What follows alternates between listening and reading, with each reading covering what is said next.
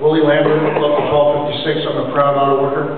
Take that. I stand opposed to this resolution for very real reasons in my mind. I believe that this expulsion was unjustified as well, and I said so in a letter to the editor. Unfortunately, it didn't get published.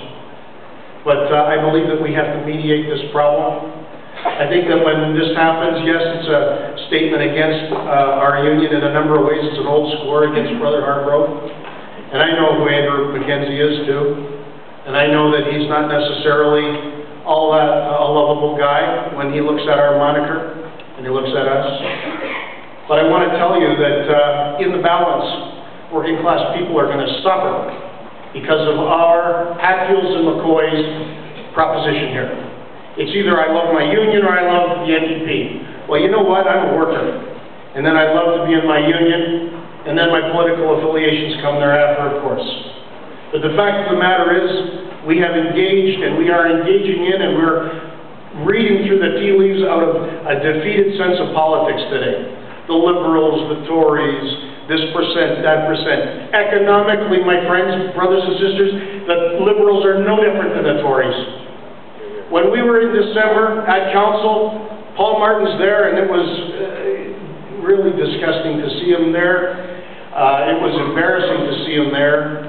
But at the same point in time, the next day, Brother Stanford saying, hey, these Liberals are on the slide, trying to negotiate another free trade pact to put our auto industry in peril with South Korea. Liberals, federal Liberals.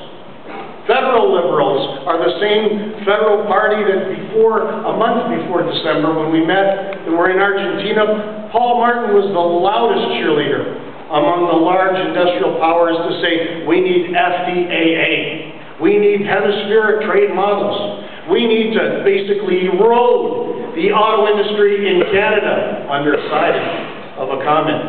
I mean, I don't understand how you can support your own demise out of lesser of evil politics. You got to fight for what you believe in. You got to try to vote for it. You got to try to mobilize for it, and you got to try to, have others understand it. The Liberals are not ever going to move off of their main constituency, which is business. They're going to serve us up more free trade. They're going to serve us up more decimation. Our union's core is going to shrink. It's shrunk. It shouldn't shrink anymore. The Liberals have no commitment to anti-scab legislation. When you can come back with anti-scab and you can come back with a managed trade arrangement and an argumentation from the federal Liberals, provincially too, by the way, then I'll say, hey, maybe we could look at the Liberals, because they're going to put the meat and potatoes on the table for working class people and their trade unions. Until you can do that, I don't believe that you can support them, because they sure as Christ don't support us. I just want to say that economically, the Liberals are no goddamn different than the Tories. Socially, okay, they play footsie with people. They say, I recognize your way, that you would like to live this and that, and I'll respect that, and I'll even put laws in for you. But economically, they're the global corporate agenda as much as the Tory. And we lull ourselves into a false sense of security by supporting Liberals. We do our own members in. In the end, our national president and our national economist supported Belinda Stronach and a fellow that's an anti-CAW, never mind, anti-worker. I don't know his name off the top of my head, a federal Liberal, but Belinda Stronach. The largest unit in our local is a magnet installation. You think about that for a goddamn second. If any of your human resource professionals, your owners of the corporations you worked for, if our national president was dancing with that person, how the hell would you feel? You see, this is a fault line that we're falling right the way through.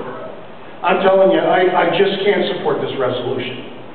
I know that there's problems, but until you can show us a path forward to advance our cause, it's not worth just leaving someplace to go nowhere.